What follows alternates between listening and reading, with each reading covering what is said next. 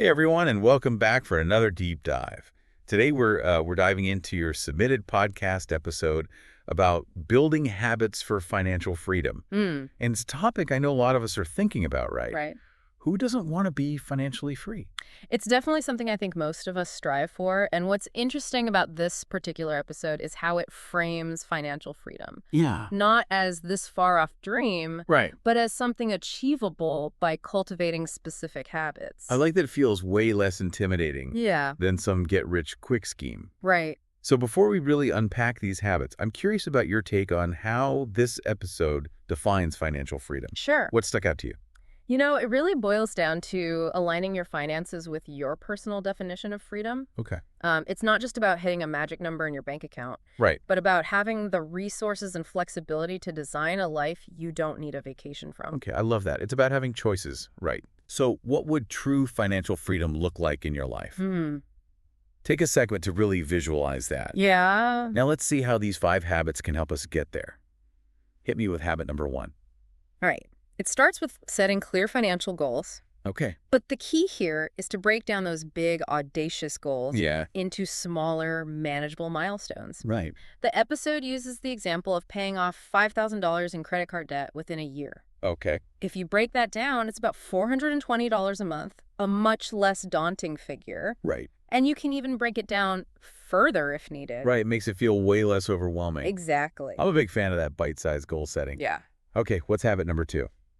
Automating your finances. Hmm. This one's all about taking the emotion out of the equation. Okay. You decide up front how much you're saving, how much you're investing, Yeah. and set up those automatic transfers. Right. It's like paying yourself first, but on autopilot. Yeah, automating your savings is such a game changer. Absolutely. Out of sight, out of mind. Yeah, And those savings just start piling up. exactly. Okay, what's next? Hit me with habit number 3. This is the one a lot of people find intimidating, Okay. but it's so crucial.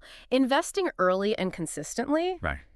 The episode really leans into the power of compound interest, how your money can essentially make more money. Okay, I'm all about putting my money to work. Right. Tell me more about compound interest. Yeah. It's a bit of a mystery to me. Imagine this. You start investing just $50 a month at age 25 Okay. with an average annual return of 7%. Okay. You'd have over $100,000 by the time you're 55. Wow. The amazing thing. Yep. Almost half of that would be from interest alone. Whoa, that's incredible. That example makes the impact of compound interest so clear. Right. It's like this snowball effect that builds momentum over time, right? Okay, I'm definitely putting money aside for investing this month. Yeah. Now on to habit number 4. What is it? You know, it's funny how we often view investing as this big, scary thing when in reality, even small, consistent contributions can snowball into something significant over time. Absolutely. That brings us perfectly to habit number 4, Okay.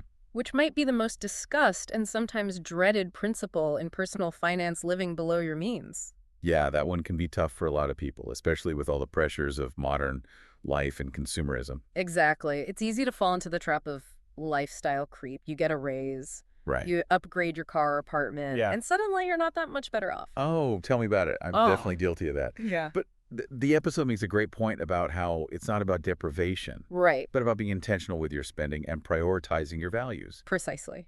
It's about asking yourself, what truly brings me joy and fulfillment? Is it that new gadget, or is it the financial freedom to pursue your passions? Right. Spend quality time with loved ones. Yeah. Or simply have peace of mind.